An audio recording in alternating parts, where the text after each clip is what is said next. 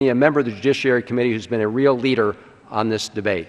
The gentleman from Virginia is recognized for 3 minutes. Thank you, Mr. Speaker. Mr. Speaker, I oppose this legislation. I'd like to focus my comments on the balanced budget amendment because the dirty little secret about the balanced budget amendment is that it does not require a balanced budget.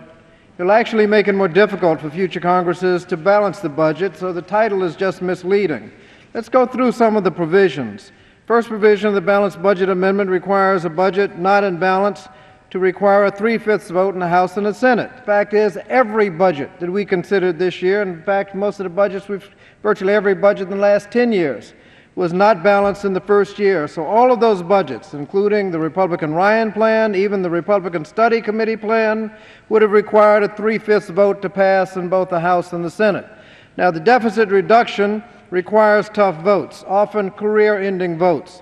The 1993 Clinton budget that was on the way to paying off the national debt, if we hadn't changed it after 2001, we would have paid off the entire debt held by the public by now. We'd owe nothing to China, Japan, and Saudi Arabia, but that didn't get 3/5 of a vote, and 50 Democrats lost their seats as a result of that plan.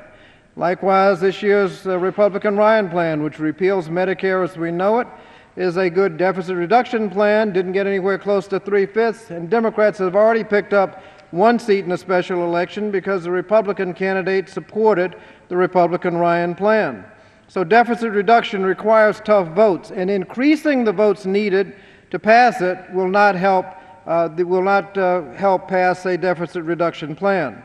Now, while it's harder to pass a deficit reduction plan because of the 3/5 requirement, increasing the deficit can still occur. Last December, we passed $800 billion in additional deficits with the extending the tax cuts.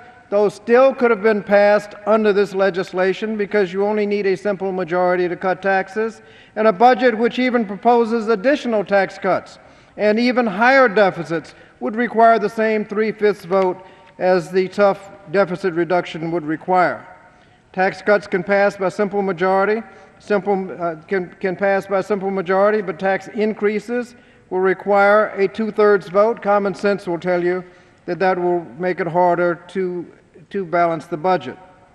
The 2/3 provision to spend more than 18% of GDP will obviously put pressure on Medicare and Medicaid, since we haven't been to 18% of GDP since Medicare was enacted. You can cut the benefits with a simple majority, but to save the programs with additional taxes will require a 2/3 vote. Finally, Mr. Speaker, we know that we should not be distracted by misleading titles. We should notice that the legislation will make it harder to actually balance the budget because it increases the number of members who might have to cast career-ending votes. It makes it virtually impossible to raise revenues or close loopholes. It will compel deep cuts in Social Security and Medicare, and you can't cure that with a simple nice little title. I urge my colleagues to oppose this legislation.